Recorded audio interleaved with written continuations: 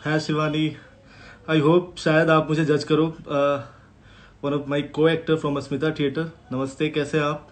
Right now see is working in NSD, national school of drama. नमस्ते, मेरा नाम गौरव गोविंद है और मैं एक थिएटर एक्टर हूँ और मैं पिछले 6 से 7 सालों से लगातार थिएटर कर रहा हूँ, प्रोफेशनल थिएटर कर रहा हूँ। इस लॉकडाउन में बहुत सारे लोग आई एम कमिंग शिवानी। इस लॉकडाउन में बहुत सारे लोग कहीं ना कहीं कुछ ना कुछ अपना काम, कुछ प्रोडक्टिव काम कर रहे हैं। Right now I am here. कुछ ऐसी चीज़ें जो मुझे शेयर करना है, जो मैं चाहता हूँ इस पे बातचीत हो, क्योंकि कहीं ना कहीं हम इस चीज़ को नज़रअंदाज करते हैं। शायद इसीलिए मैं इस टॉपिक का नाम दिया था बैक स्टेज। हम सभी जानते हैं, हम सभी ने ये वर्ड कहीं ना कहीं सुना है। बैक स्टेज बेसिकली है क्या? What is back stage? सभी लोग कहीं ना कहीं अपने लाइफ में कुछ ऐसा काम करते हैं जिसे हम बैक स्टेज कहते हैं। अगर मैं अपने पॉइंट ऑफ व्यू से बोलूं तो हम सभी मूवीज देखते हैं, फिल्म देखते हैं, कोई म्यूजिक शो देखने जाते हैं, कोई फिल्म देखते हैं, कोई नाटक देखते हैं, कुछ भी देखते हैं तो हम सिर्फ एक चीज के बारे में बात करते हैं, वो होता है हाउ वाज द शो। वो शो कैसा था, उसमें जो लोग परफॉर्म कर रहे थे उन्होंने कैसा परफॉर्म किया, उसका जो फाइनल रिजल्ट होता है हम उसके बारे में बात करते हैं।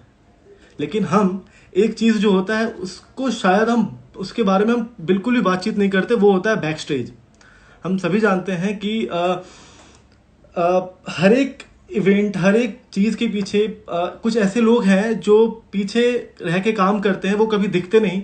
कुछ 5 लोग, 10 लोग, 15, 50, 500, 1000 लोग का जो ग्रुप होता है, जो एक साथ मिलकर काम करता है, जो प्रॉपर एक फाइनल रिजल्ट को एग्जीक्यूट करता है, उसको हम बैक स्टेज कहते हैं बेसिकली। सबसे सिंपल सा लैंग्वेज है हर एक आर्ट फील्ड में कि फाइनल प्रोडक्ट जो रिजल्ट आया, that is called back stage. मैं अपनी बात इसलिए करना चाहता हूं थिएटर से रिलेटेड, क्योंकि मैंने ये जो टर्म है बैक स्टेज अपने लाइफ में मैंने पहले कभी भी नहीं सुना था, कभी भी इसके बारे में नहीं जाना था कि ये क्या होता है। थोड़ा बहुत गौर किया, फिर उसे इग्नोर कर दिया था। जब मैं पहली बार अस्मिता थिएटर में मुझे ज्वाइन करना था, उससे पहले मैं नाटक देखने के लिए गया। नाटक का नाम था रामकली, जो मेरी लाइफ का पहला नाटक था। इससे पहले मैंने कभी भी नाटक नहीं देखा था। आई वॉज वॉचिंग नाटक।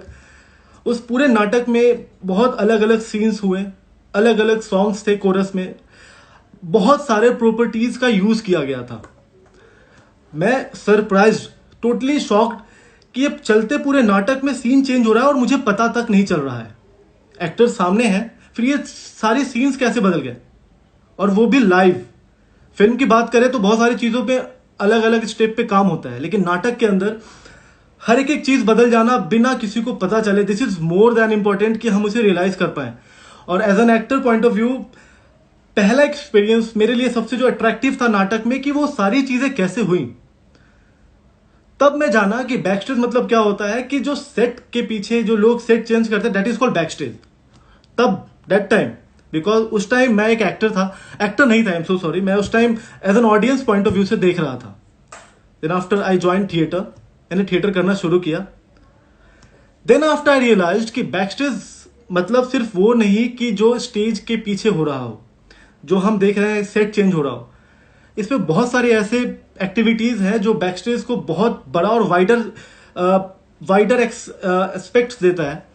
Just like set change, costume, properties के ऊपर काम करना, जस्ट लाइक साउंड डिजाइनिंग करना, लाइट डिजाइनिंग करना, स्टेज को डिजाइन करना। बहुत सारे ऐसे एक्टिविटीज हैं जो बैक स्टेज के साथ जुड़ा हुआ है। हम सभी का एक ही कहना होता है कि जो लोग नाटक के पीछे गए, सेट चेंज किया, that is called back stage. बिल्कुल गलत है। बैक स्टेज में ऐसे बहुत सारे वर्क्स हैं, ऐसे बहुत सारे एक्टिविटीज हैं जो इसके मीनिंग को बहुत बड़ा बना देता है, जिसके बारे में आज तक हम शायद बात नहीं करते और करना भी नहीं चाहते, क्योंकि हम सभी चाहते हैं कि डायरेक्ट हम एक फाइनल शो में आए, हमें लोग देखें और हमारे लिए तालियां बजाएं। हम बस स्टार बनना चाहते हैं, लेकिन उसके पीछे कुछ ऐसी चीजें चल रही होती है जो हमें स्टार बनाता है, that is called back stage. एक चीज मैं कहना चाहूंगा कि बैक स्टेज से पहले जो वर्ड में आज के टाइम बड़ा इंपॉर्टेंट मेरे लिए है, आप कुछ भी करें, कोई भी एक्टिविटीज आप कर रहे हो, कुछ भी देखने की कोशिश कर रहे हो, तो आप हमेशा वो चीज जानने की जरूर कोशिश करें कि वो चीज बना कैसे, वो चीज हमारे सामने जो प्रेजेंट हो रहा है वो जीरो से वहां तक आया कैसे, उसका प्रॉपर एक तरीका होता है। So after joining theatre join करने के बाद मैं क्लासेस करना शुरू किया, अपने सर को देखता, अपने सीनियर्स को देखता, अपने अलग अलग को एक्टर्स को देखता, वो कैसे काम कर रहे हैं। देन आई रियलाइज्ड कि नहीं, सेट के पीछे सिर्फ काम, सेट चेंज करना या कुछ ये सब छोटी छोटी चीजें करना, that is not called back stage. इसमें बहुत सारे ऐसी चीज है जो हमें करना पड़ता है। अब आपको लगेगा कि ये जो बैक स्टेज वर्ड है ये क्यों करते हैं, हम क्यों करें, उसके लिए हम कोई अलग लोग भी हायर कर सकते हैं, वो करेंगे हमारे लिए काम एंड ऑल। बहुत सारी चीजें हैं, हर जगह अलग अलग हम अपना एक सेकेंडरी पार्ट ढूंढ लेते हैं कि जिसके थ्रू हम वो काम करें। मोस्ट इंपॉर्टेंट, सबसे इंपॉर्टेंट चीज क्या है बैक स्टेज करने का, जो मैंने अपने रियल लाइफ में जो मैंने अपने लाइफ में उसको महसूस किया है, फील किया है, वो था ऑडियंस मैनेजमेंट। हाँ जी, बैक स्टेज में आप ऑडियंस को मैनेज करना भी सीखते हैं। पहला पॉइंट जो सबसे प्रोडक्टिव था मेरे लिए, सेट चेंज हर चीज है, लेकिन सबसे बड़ी चीज थी audience management. As an actor point of view आपको ऑडियंस से कम्युनिकेट करना होता है, उनसे बातचीत करनी होती है, उनसे आप उन्हें कन्विंस करते हो अपने नाटक के थ्रू। लेकिन जो बैकस्टेज में आप काम करते हो एज एन एक्टर, वो बहुत मैटर करता है, क्योंकि आपको नाटक देखने से पहले, आपके नाटक देखने से पहले, आपके कैरेक्टर को स्टेज पे देखने से पहले ऑडियंस आपको इंडिविजुअली भी जानना चाहती है कि वो कैसा इंसान है जो परफॉर्म करने वाला है, उसका बिहेवियर कैसा है, वो किस तरीके से सोचता है, वो किस तरीके से बातें करता है। अगर मैं शाहरुख खान की बात करूं, मैं फिल्म देखता हूं, उसको जज करता हूं, वाह कितना अच्छा एक्टर है, लेकिन मेरा सबसे ज्यादा एक्साइटमेंट मुझे तब होता है कि मैं उसके बारे में और पर्सनली जानूं कि वो कैसे किस चीज को सोचते हैं। तो सबसे पहला टर्म जो आया था मेरे लिए वो था ऑडियंस मैनेजमेंट। क्योंकि मैं 2014 की बात है, मैं नाटक था हमारा कोर्ट मार्शल शायद, उस नाटक में मेरे जो सर थे, मेरे जो डायरेक्टर थे अरविंद गौर सर, उन्होंने मुझे बैकस्टेज की ड्यूटी दी और उन्होंने मुझे एक गेट के पास जहां से ऑडियंस की एंट्री होती है वहां पे उन्होंने मुझे खड़ा कर दिया। देन आफ्टर उन्होंने मुझसे कहा कि हर एक ऑडियंस आएगा, आप उसको प्रॉपर उनको वेलकम करना और उनको गाइड करना है कि कैसे ऊपर जाकर सीट पे बैठना है। लिटरली मैं श्री राम सेंटर ऑडिटोरियम के नीचे गेट पे खड़ा था, सबसे मेन गेट जहां से ऑडियंस डायरेक्ट एंटर करती है ऑडिटोरियम के अंदर। इससे पहले मैंने ये चीज नहीं किया था और मैं शॉक्ड था कि क्या कर रहा हूं मुझे बिल्कुल भी आइडिया नहीं था कि इसका रिजल्ट क्या होने वाला, ये मैं क्यों कर रहा हूं। मैं तो अपने किसी को ऐसे इस तरीके से ग्रीट करना मेरी ड्यूटी तो नहीं है, मैं तो एक्टर हूं। मेरे माइंड में वो सारे थॉट्स चल रहे थे। देन आफ्टर एक लोग आया, मैंने कहा नमस्ते, वेलकम, आपका स्वागत है, आज हमारा नाटक है, बैठिए देखिए। मैंने बहुत सारी चीजें जो हमें कहते हैं, जिस तरीके से हम उनको ग्रीट करते हैं वो किया। उधर से जो फीडबैक आया, उन्होंने, बड़े बुजुर्ग से थे, उन्होंने कहा वेल डन बेटा, आई होप आई एंजॉय, कि मैं एंजॉय करूंगा एंड ऑल। उन्होंने कुछ बोला, मैंने बोला कि बिल्कुल आप एंजॉय करेंगे। सो जब उन्होंने मुझे उस तरीके से, उन्होंने भी मुझे ग्रीट किया, देन आई रियलाइज्ड कि वाओ, आज तक मैंने पहले किसी स्ट्रेंजर के साथ इस तरीके से बात नहीं की थी। मतलब first impression is the last impression. और ऑडियंस से बातचीत करना, ऑडियंस को कन्विंस करना हर एक चीज के लिए इज वेरी बिग टास्क, बहुत बड़ा टास्क होता है एक एक्टर का या हर एक इंडिविजुअल का।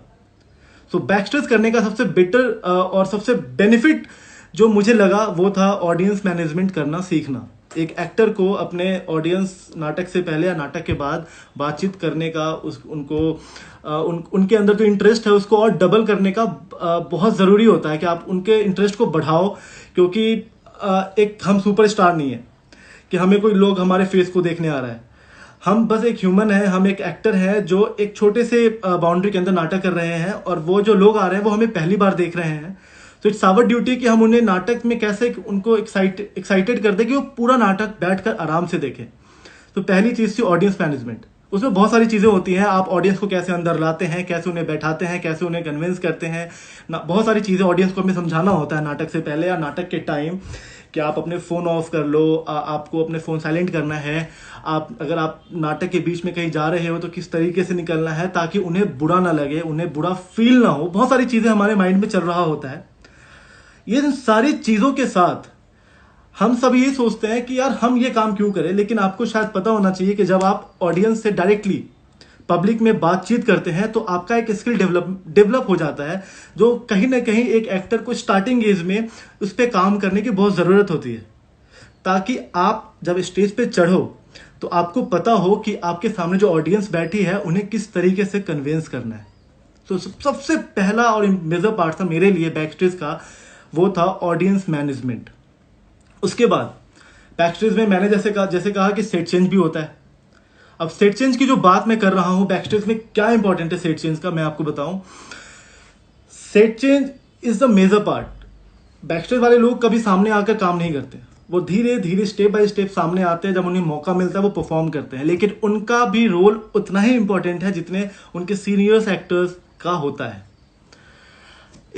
अगर मैं बैक स्टेज कर रहा हूं, अगर मैं उसके अंदर मेरा रोल है कि मुझे सेट चेंज करना है, मुझे इस सीन के बाद उस सीन में उस चीजों को बदलना है, और उस टाइम के लिए डायरेक्टर कौन होता है?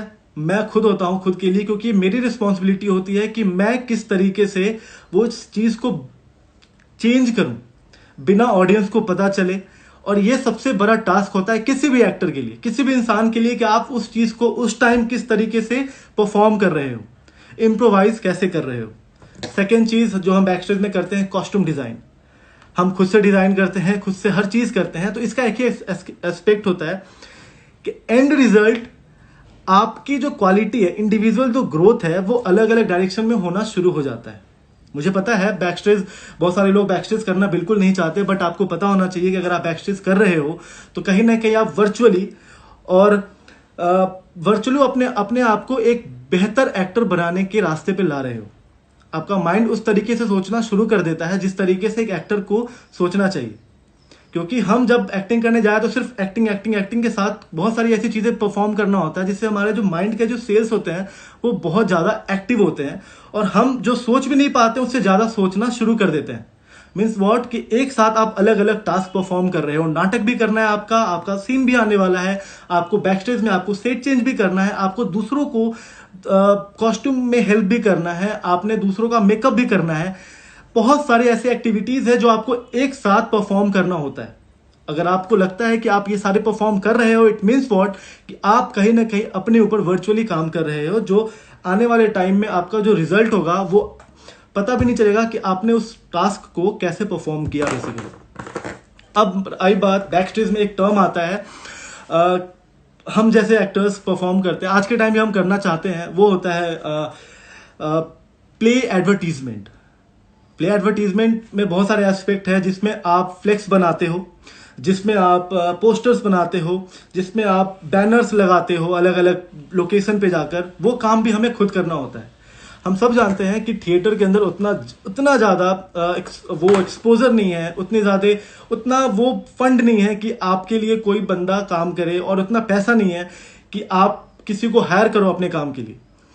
लेकिन जब आप खुद एक एक्टर ये सारी चीजें कर रहा होता है, चाहे वो बैनर लगाना हो, चाहे वो फ्लेक्स लगाना हो, रोड टू रोड, कहीं कहीं किसी बड़े बड़े इंस्टीट्यूट के बाहर जाकर शाम के टाइम अकेले में, जब सारे लोग अपने घर पे आराम कर रहे होते हैं, रात के 11 बजे, 12 बजे, 1 बजे, हम जैसे एक्टर्स पोस्टर्स, फ्लेक्स लेकर अलग अलग कॉलेजेस में लगाकर आते हैं कि हमारा नाटक है। This is called our advertisement.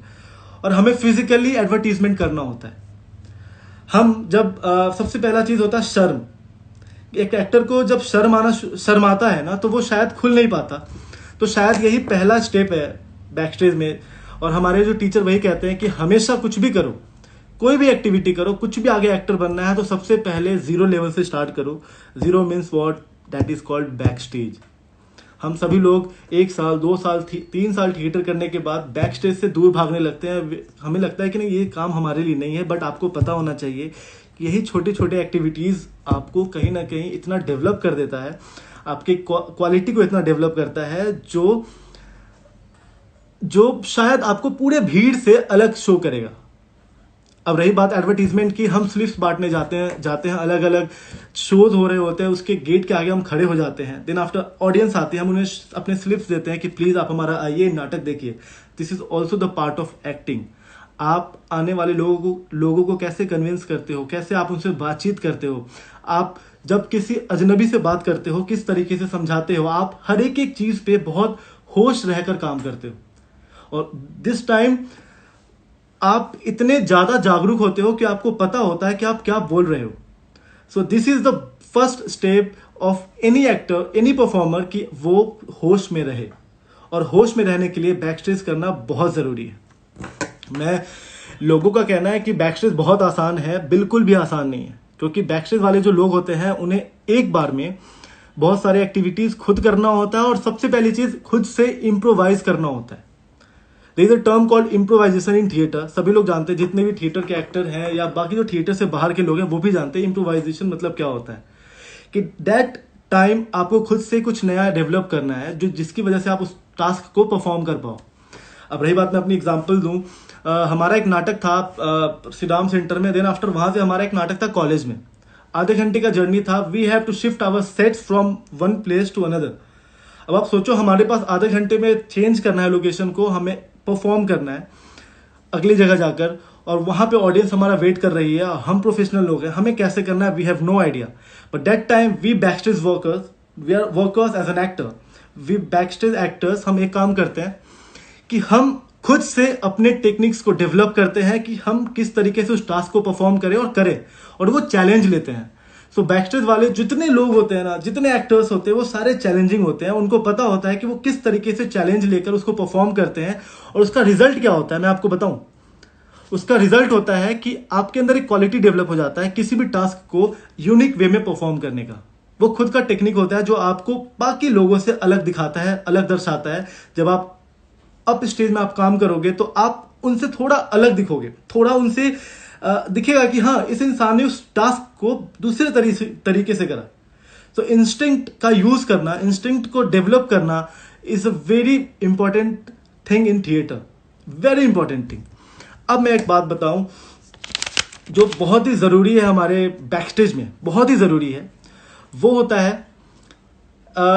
होता है इंस्टिंक्ट. जो वर्ड मैंने बताया, मेरे सर का एक ही चीज कहना है कि अगर आप दूसरों को कॉपी करके या दूसरों को देखकर उस चीज को परफॉर्म करते हो, दिस इज गुड.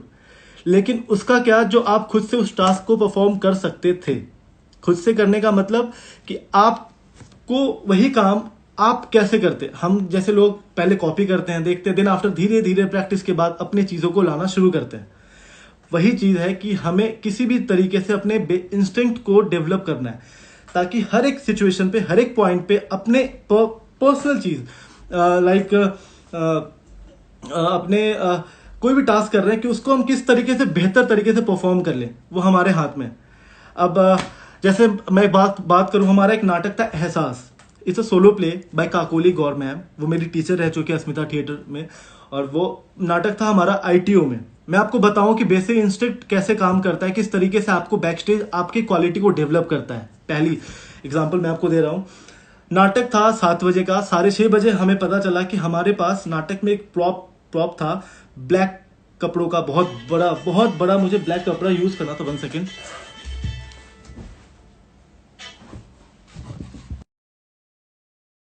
कॉल सबसे मुझे ब्लैक कपड़ा, हम सभी को ब्लैक कपड़ा कहीं से ना कहीं से लाना था, जिसकी लेंथ थी 30 फीट, ब्रेथ थी 30 फीट, और हमें नहीं पता था. हमें किसी भी हाल में आधे घंटे में वो कपड़ा लाकर स्टेज पे यूज करना था, और हमें बिल्कुल भी आइडिया नहीं था कि हम कैसे करें. और सर ने कहा कि करना है. हम सभी एक्टर्स, हम सभी दिमाग लगा रहे हैं. तो यहाँ पे काम आता है कि हमारे सीनियर्स जो पहले से काम करते आ रहे हैं बैकस्टेज में, पहले से टास्क, अलग अलग टास्क को चैलेंज बनाकर परफॉर्म करते आ रहे हैं, उन्हें देखना वो कैसे सोच रहे हैं. देन आफ्टर जो हमारे सीनियर्स थे, राहुल खन्ना भैया एंड ऑल जो भी थे, उन लोगों ने दिमाग लगाया और मैं उनके साथ. आप बिलीव नहीं करोगे बैक स्टेज कैसे आपके दिमाग को डेवलप करता है. आप यहां देखोगे, मैं और राहुल भैया सीधा हम गए Chandni Chowk. We have no idea हम कपड़ा कहां से लेने वाले हैं, but we have to perform. हमें वो चीज करना था. हम चांदनी चौक गए, वहां से सबसे नियरेस्ट लोकेशन हमने ढूंढा. माइंड पहले कहाँ गया लोकेशन ढूंढने में कि सबसे नियरेस्ट कौन सा लोकेशन है जहां से सबसे जल्दी हम कपड़ा बोरो कर सकते हैं. हमने सबसे पहले हम चांदनी चौक गए. चांदनी चौक जाने के बाद हमारा दूसरा टारगेट था कि हम किस तरीके से आधे घंटे के अंदर वो उस कपड़े का दुकान ढूंढे जहां पे इतने सारे ब्लैक कपड़े मिल जाए, वो भी मिलना बहुत मुश्किल है, but Chandni Chowk is a market जहाँ पे भर भर के सामान मिलता है। हम वहाँ गए, वहाँ हमने फटाफट सबसे पहला काम किया कैलकुलेशन कि हमें कितने मीटर कपड़े चाहिए, क्योंकि हमने तो लेंथ और ब्रेड्थ बता दिया था। देन आफ्टर हमें खुद से कैलकुलेट करना था कि उसे कैसे, उनके लेंथ और ब्रेड्थ कैसे कैलकुलेट करना है। हमने बैठे बैठे वो काम किया, मैथमेटिक्स। थर्ड चीज था, after buying all the clothes, उसको हमें किस तरीके से स्टिच करवाना है ताकि वो प्रॉपर एक बहुत बड़ा पर्दा बन जाए। तो स्टिचिंग के लिए हमारे पास बिल्कुल टाइम नहीं था। हमें किस तरीके से टेलर को कन्विंस करना है, उनसे किस तरीके से बात करना है, फिनेंशियली कैसे उन्हें सपोर्ट करना है कि कम पैसों में आप कितनी जल्दी काम कर दो, वो बहुत सारी चीजें होती है जो हमें करना होता है। हम बहुत सारी एक्टिविटीज किया हमने 15-20 मिनट में। हमने सर से बात किया कि सर आप 10 मिनट और होल्ड करें। वहां पे जितने सारे टेलर थे उन्होंने हमारे काम को समझा और लिटरली उन्होंने अलग अलग टेलर्स को बुलाकर, अलग अलग मशीन्स लगाकर अलग अलग सेगमेंट में कपड़ों को सीना शुरू किया और विद इन 20 मिनट्स उन्होंने पूरे कपड़े को स्टिच करके हमें दे दिया।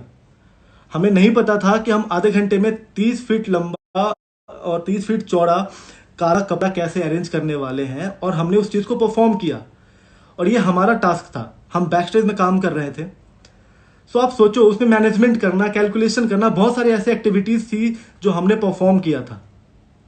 सो ये सारी चीजें हमने खुद से किया, किसी के सपोर्ट से नहीं किया। और एंड रिजल्ट क्या हुआ कि we develop our instinct, we developed our management skills, we developed our convincing skills, कि हमने बहुत सारे अलग अलग एस्पेक्ट पे काम कर लिया जो प्रैक्टिकल एक एक्टर को करना बहुत जरूरी है।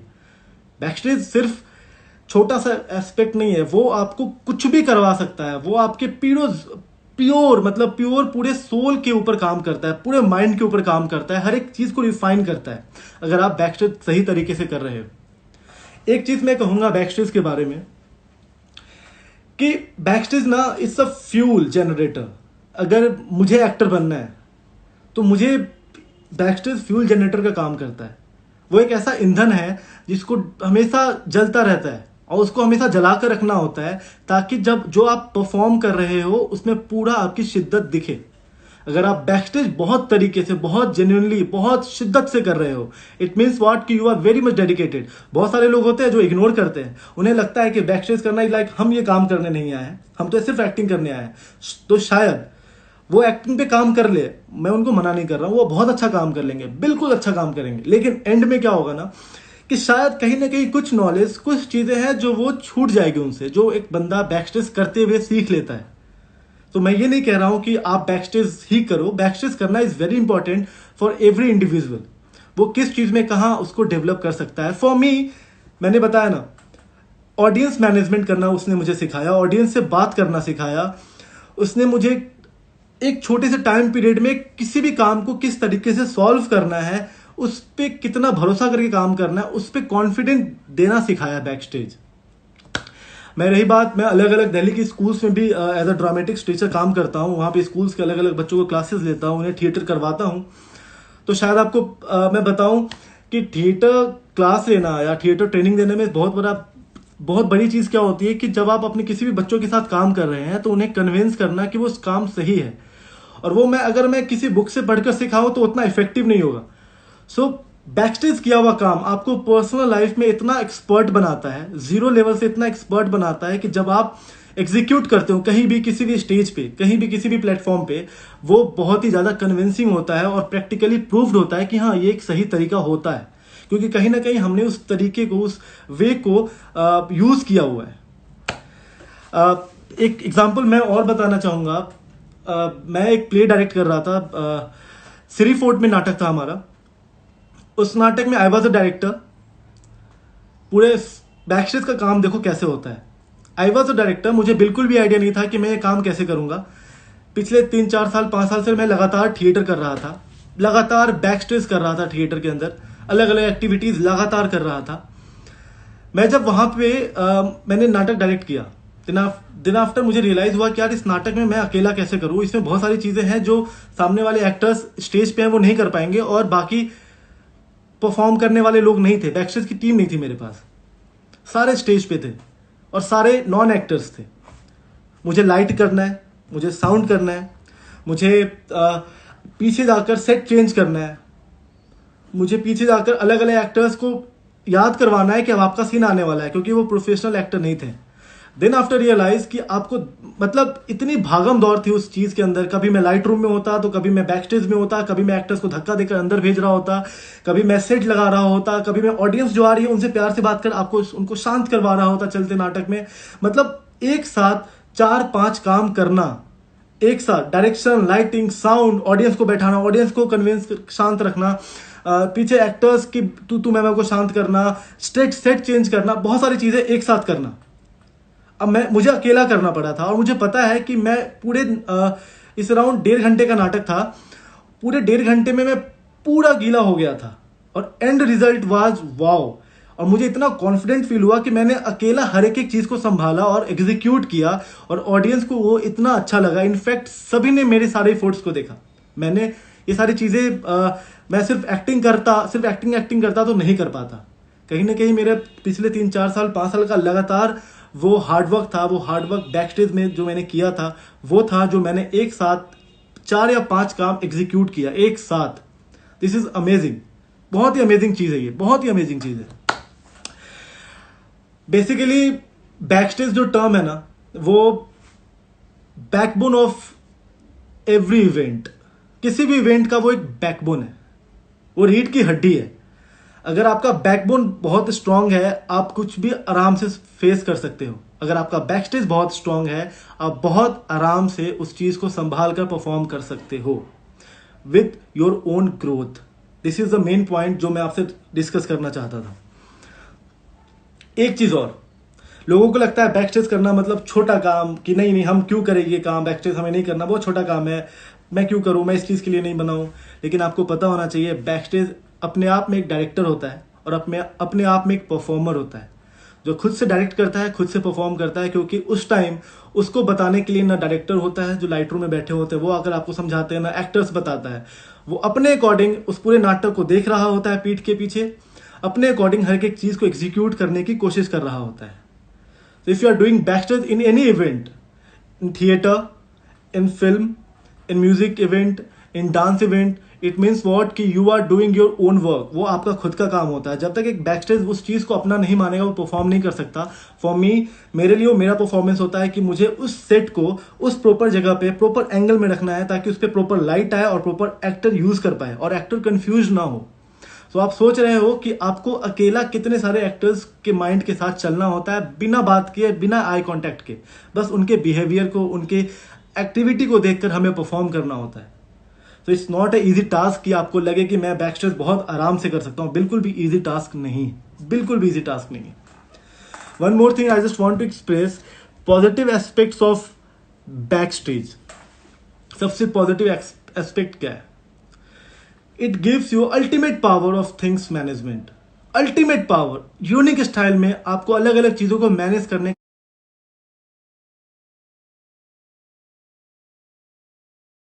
का एक पावर देता है, अलग तरीका देता है जिससे आप अपने आप को एक अलग ही दिखा सकते हो ऑडियंस को। पहली चीज।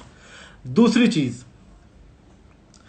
It will boost your dream. अगर आप अपने सपनों के लिए लड़ रहे हो, अगर आपके सपनों के लिए आप कुछ काम कर रहे हो तो आपको ये बूस्ट करता है, इनडायरेक्टली और वर्चुअली, दोनों तरीके से ये आपको बूस्ट करता है। और जो आपको एक वर्साटाइल एक्टर में आपको कन्वर्ट करता है कि आप वर्साटाइल एक्टर हो, किस तरीके से आप अपने अंदर अलग अलग अथॉरिटी के साथ अलग अलग डायरेक्शन में काम कर पाओगे। तीसरी चीज जो बहुत इंपॉर्टेंट है, it's very important for every actor, for every one, that is a special ability to perform बिना घबराए in every situation। किसी भी सिचुएशन में बिना पैनिक हुए आप कुछ भी परफॉर्म कर सकते हो। This is the power of back stage. आप किसी भी प्रॉब्लम में क्यों ना फंस जाओ, अगर आप अपने लाइफ में बहुत सारा बैक स्टेज कर रहे हो अपने काम को लेकर, अपने ड्रीम को लेकर, not only in that field, अलग अलग फील्ड में अगर आप कहीं फंसते हो तो आपके अंदर एक अलग ही क्वालिटी डेवलप होता है जिसके तरीके से आप उस चीज को बहुत आराम से, बहुत प्यार से, बहुत स्मूथली आप उसको सॉल्व कर लोगे और आपको पता भी नहीं चलेगा। इट्स जस्ट बिकॉज क्योंकि आपके अंदर एक क्रिएटिविटी डेवलप होना शुरू हो जाता है लगातार बैक स्टेज करने की वजह से। और एक चीज, जो जितना ज़्यादा बैक स्टेज करता है उसके अंदर उतना कैलिबर होता है कि वो बाकी दुनिया से, बाकी लोगों से अलग दिखे। वो अलग दिखना ऑटोमेटिकली दिखना शुरू हो जाता है कि नहीं, इसके अंदर एक अलग क्वालिटी है जो अलग चीज़ शो कर रहा है। और एक चीज़ जो मैं कहना चाहूँगा, जो मैंने खुद से रियलाइज़ किया है, बहुत सारे नाटक देखने के बाद रियलाइज़ किया है, बहुत सारे फिल्म देखने के बाद रियलाइज़ किया है, बहुत सारे लोगों के स्टोरी पढ़ने के बाद रियलाइज़ किया है कि जो जितना ज़्यादा बैकस्टेज करता है उसका जो रेशियो होता है ग्रोथ का, वो बहुत ज़्यादा बढ़ जाता है, वो बहुत ज़्यादा बढ़ जाता है। मतलब वो इतना उस चीज़ में इन्वॉल्व हो रखा होता है कि वो उसके पूरा माइंड, पूरा थॉट प्रोसेस, पूरा बॉडी सिर्फ एक चीज़ को डेवलप करने में लग जाता है। So backstage is like amazing thing for every actor. मैं एक्टिंग की बात इसलिए कर रहा हूँ क्योंकि मैं इस फील्ड से हूँ। ये बहुत ज़रूरी है हर एक एक्टर को इसके ऊपर काम करना। आई गेस आप सभी को मेरा ये सारी बातें समझ में आ रही होंगी कि बैकस्टेज हमारे ज़िंदगी में इतना इम्पोर्टेंट क्यों है। क्योंकि सिर्फ हमारे लाइफ में फाइनल रिजल्ट देखना इज़ नॉट इम्पॉर्टेंट। उसके पीछे जितनी मेहनत होती है ना, उस पर हमें उस चीज़ को फॉलो करना बहुत इंपॉर्टेंट है। क्योंकि जब तक हम उसके पीछे वाली चीज़ों पे ध्यान नहीं देंगे तो शायद हम फाइनल रिजल्ट भी नहीं बना पाए। कोई भी एक्टर, कोई भी डायरेक्टर क्यों ना हो, उस सभी को उतना मेहनत करना पड़ता है जितना हम दिखते हैं ना स्क्रीन पे, हम देखते हैं या थिएटर में देखते हैं या प्ले में देखते हैं परफॉर्मेंस, उसके पीछे उसके 10 टाइम्स 100 टाइम्स ज़्यादा हम उसके ऊपर हम होमवर्क कर रहे होते हैं। तब जाकर वो एग्जीक्यूट होता है, तब जाकर वो ऑडियंस उस चीज़ को एंजॉय कर पाती है। और अगर किसी को भी लगे कि backstage is like normal thing, हमने बस वो करना है, थोड़े दिन करना है, बहुत सीख लिया, बिल्कुल भी गलत बात है। क्योंकि हर एक स्टेज पे 0 से स्टार्ट कर रहे हैं हम थिएटर करना है, कुछ भी काम करना, 10 पे गए, 15 पे गए, 20 पे गए, 30 पे गए, 40, 50, अपने अपने लेवल पे हर जगह बैकस्टेज का एक अलग ही इम्पोर्टेंस होता है, अलग ही उसका एक वैल्यू होता है। और उस चीज़ को फॉलो करना बहुत ज़रूरी होता है। आज के टाइम बहुत सारे ऐसे एक्टर्स हैं जो बहुत बड़े बड़े एक्टर्स हैं जो लीड प्ले कर रहे हैं, वो फिल्म में भी आ रहे हैं, और जब उन्हें मौका मिलता है कि उन्हें बैकस्टेज करना है तो वो उसमें भी आगे रहते हैं। उनके लिए वो काम छोटा नहीं है, उनके लिए वो काम उतना ही बड़ा है जितना बड़ा वो स्क्रीन पे दिखने वाले हैं। क्योंकि उन्हें पता है कि अगर मैं इस बैकस्टेज में अगर मेकअप पे काम नहीं कर रहा हूँ, कॉस्ट्यूम पे काम नहीं कर रहा हूँ, साउंड पे काम नहीं कर रहा हूँ, अपने प्रॉपर्टीज पे काम नहीं कर रहा हूं, तो शायद एंड रिजल्ट मेरा खराब हो सकता है। सो बैकस्टेज का जो रिजल्ट है ना, बैकस्टेज करने का जो रिजल्ट है ना, वो हमेशा प्रोडक्टिव रहा है। कभी इसका कोई ड्रॉबैक नहीं रहा, कभी भी ड्रॉबैक नहीं रहा। वो इंडिविजुअल हम पे डिपेंड करता है कि हम उस चीज को किस तरीके से एक नया नाम दें। फॉर मी, पिछले 6-7 साल से लगातार थिएटर करने के बाद अभी भी मुझे जब भी मौका मिलता है बैकस्टेज करने का, मैं करता हूँ। इनफैक्ट अभी स्कूल का एक नाटक था जिसमें हमें कॉफिन तैयार करना था, कॉफिन, और नाटक 9 बजे था, हमारे पास बिल्कुल भी टाइम नहीं था। हमने कारपेंटर का काम किया, हमने प्रॉपर लकड़ी लाया, मतलब लकड़ी लाने के बाद उसको मेज़र करके प्रॉपर कटिंग किया, प्रॉपर उस पर कील लगाए, प्रॉपर उसको फोल्ड किया, कपड़ों से तिरंगा लगाया, बहुत सारी चीज़ें की जो चीज़ हमने अपने लाइफ में पहले कभी नहीं किया था। तो मैकेनिकल वर्क भी बहुत ही इंपॉर्टेंट होता है। तो मैंने कहा ना कि backstage not only doing for your acting activities, वो आपके मैनेजमेंट स्किल्स को डेवलप करता है, वो आपके मैकेनिकल स्किल्स को डेवलप करता है, वो आपके इम्प्रोवाइजेशन स्किल्स को डेवलप करता है, वो आपका कॉन्फिडेंस को डेवलप करता है कि आप कैसे किसी से बातचीत कर रहे हैं। बहुत सारी चीज़ें हैं जिस चीज़ को वो वर्चुअली इंक्रीज करता है। सो आई होप अगर आप कोई भी किसी भी स्कूल के बच्चे या कोई भी थिएटर एक्टर हो जो लगातार थिएटर करने के बाद अगर वो बैकस्टेज से दूर भाग रहा है, तो प्लीज़ ना भागे। जब भी मौका मिले, कभी भी कहीं भी मौका मिले, आप उसको करें। क्योंकि हर एक एक्टर सबसे बेहतर एक्टर तभी बन पाता है जब वो सामने एक्टिंग होता हुआ देखता है।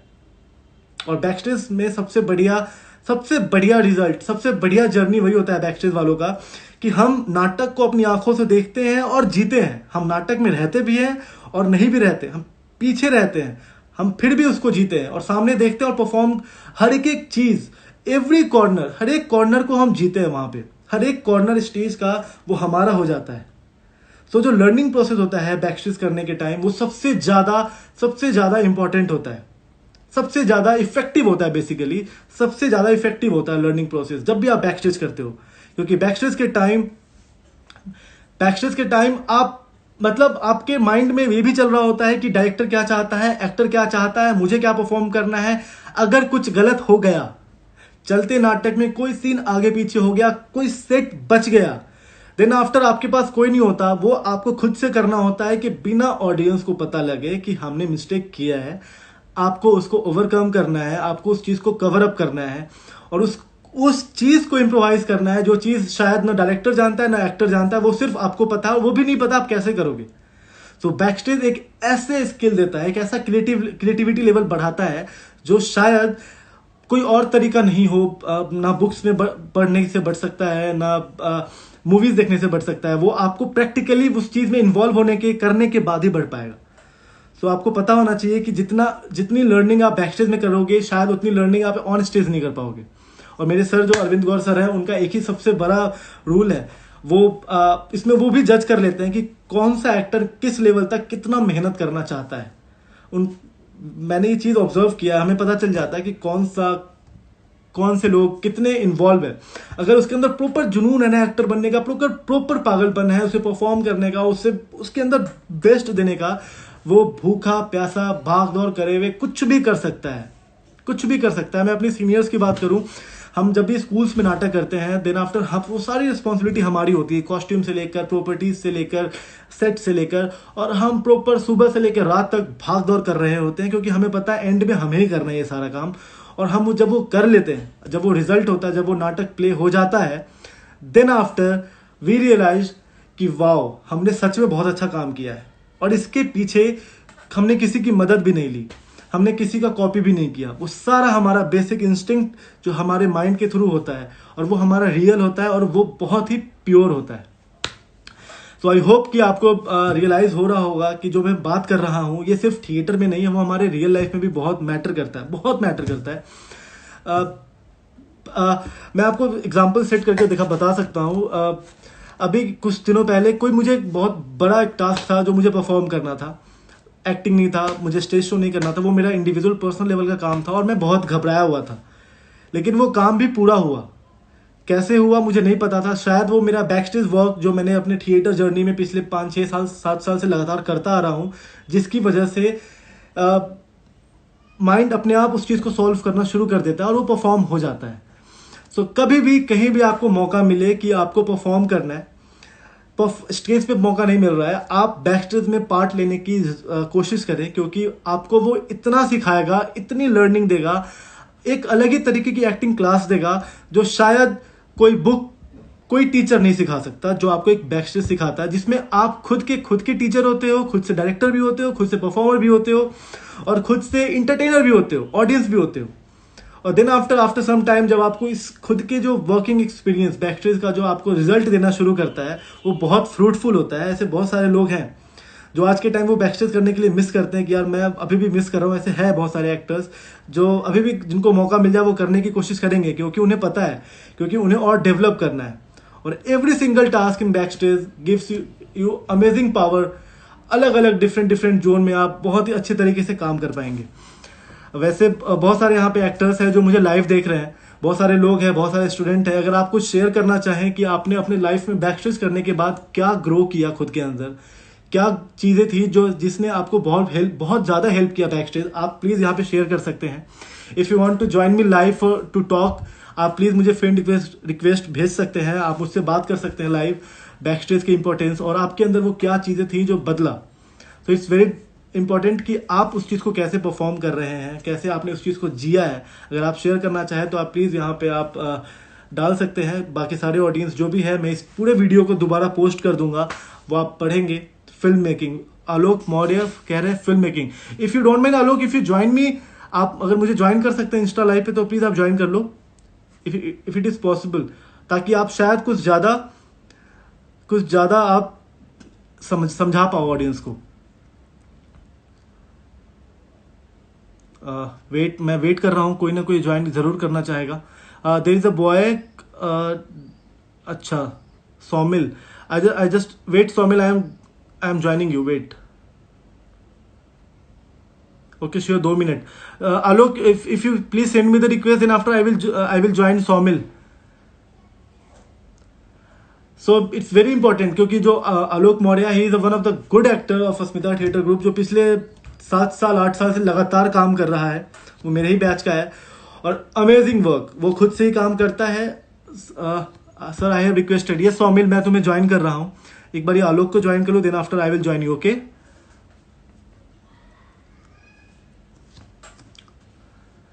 ये बातचीत बहुत जरूरी है हम सभी लोगों के लिए, क्योंकि ये टर्म हम बहुत निगलेक्ट करते हैं, बातचीत करना, बैकस्टेज करना। किसी को भी मेहनत नहीं करना, सबको रिजल्ट देखना अच्छा लगता है, बट रिजल्ट के पीछे की जो मेहनत होती है तभी वो रिजल्ट बनता है, वो बहुत जरूरी है उस चीज को फील करना, जानना।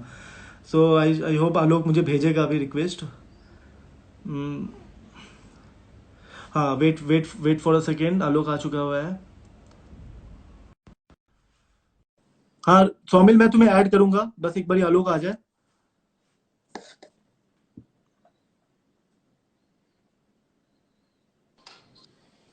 हेलो आलोक, नमस्ते, कैसे हो आलोक? हेलो, मैं ऑडिबल हाय। हूँ? हाय हाय आलोक, मैं आई तुम्हारी वीडियो प्रॉपर क्लियर नहीं आ रही है, शायद वो उधर से बफर कर रहा है, नेटवर्क इशू है। हाँ राइट, ओके डन। आलोक, आज का जो टॉपिक जो आज मैं शेयर कर रहा था बैकस्टेज के बारे में, आई होप आप बहुत थिएटर कर रहे हैं, पिछले लगातार 7 8 साल से थिएटर कर रहे हैं, और मुझसे डबल आपने बैकस्टेज किया है, डबल ट्रिपल बैकस्टेज किया है, बैकस्टेज के साथ एक्टिंग भी किया, हर एक चीज परफॉर्म किया है। आलोक आप मुझे ये बताओ कि क्या लगता है बैकस्टेज कितना जरूरी है एक एक्टर के लिए या एक नॉन एक्टर्स के लिए, कि आप कुछ अपने एक्सपीरियंस से शेयर करो। मुझे लगता है कि आप बैक स्टेज कर रहे हैं तो आप पूरी एक्टिंग कर रहे हैं, क्योंकि एक एक्टर होता है स्टेज पे सिर्फ वो डायलॉग बोल रहा होता है, लेकिन जो बैक स्टेज होता है वो तो डायलॉग को सुन भी रहा होता है और समझ भी रहा होता है उसको आगे क्या करने वाला है, कि ताकि वो एक्टर को मदद मिले, वो उस चीज को और अच्छे से कर पाए। तो आपके दिमाग में वो पूरा रहता है, चारों तरफ रहता है, लाइट साउंड डायलॉग स्क्रिप्ट, तो पूरे दिमाग में भरी रहती है कि हाँ इसके बाद ये, इसके बाद ये, प्लस ऑडियंस का रिस्पॉन्स। इवन आप एक नाटक जब शुरू होता है तो हम शुरू करते हैं सबसे पहले टिकट से लेके, और टिकट बेचने के बाद ऑडियंस को लाइन में ले आना, फिर राइट ऑडियंस राइट को बिठाना, राइट उसके बाद फिर राइट उससे पहले सेटअप सेट, क्या क्या हमें सेट लगाना है, सेट का इंतजाम कहाँ से करना है, इस नाटक राइट में कौन सा सेट लगेगा और कौन सा नहीं लगेगा, और फिर प्रॉप्स कॉस्ट्यूम, किस एक्टर को जरूरत पड़ेगी तो ऑन द स्पॉट कौन से चीजें ले आनी है, ये एक राइट जो बैक स्टेज में एक्टर होता है ना उसके दिमाग में सब होता है। राइट बिल्कुल।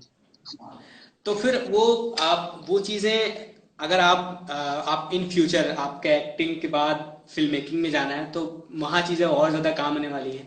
मैं अभी एक फिल्म बना रहा था तो मुझे वो सोचना नहीं पड़ा, मुझे इतना ज्यादा सोचना नहीं पड़ा, इतना ज्यादा रिसर्च करने की जरूरत नहीं पड़ी। मैंने फटाफट से चीजें अपने एक्सपीरियंस के थ्रू उन सब चीजों को क्या बात जुटाया, है, क्या बात कॉस्ट्यूम, है, प्रॉप्स, सेट, क्या बात तो है, सब कुछ क्या मैंने बात है।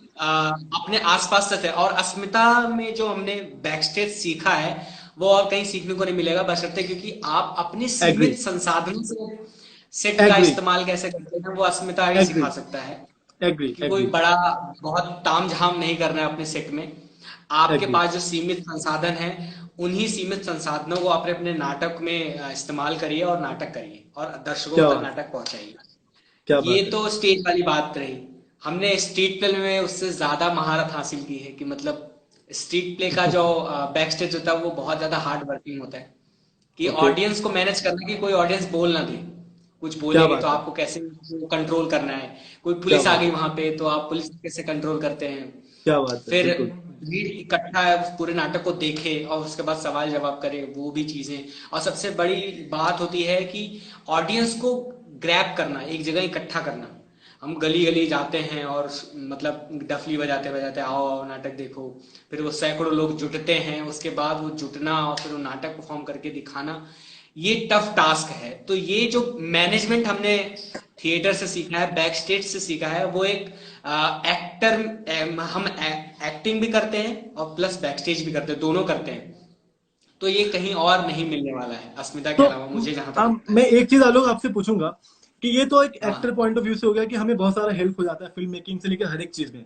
अगर कोई इंसान बैक स्टेज करना चाहे, जो इन सारी चीजों से दूर है, अगर उसे बैक स्टेज नहीं करने को मौका मिलता है कि वो परफॉर्म आर्ट फील्ड में नहीं है, बट उसे कौन सा ऐसा फील्ड है जहां पे वो खुद को अलग अलग एक्टिविटीज में बैक स्टेज करवाकर अपने ऊपर काम कर सकता है, जो हम थिएटर में करते हैं खुद के लिए एक एक्टर पॉइंट ऑफ व्यू से। बट जो लोग एक्टर नहीं है, बहुत सारे ऐसे लोग हैं जो एक्टिंग बिल्कुल भी नहीं करते, उन्हें बैक स्टेज करने का मौका नहीं मिलता। बट अगर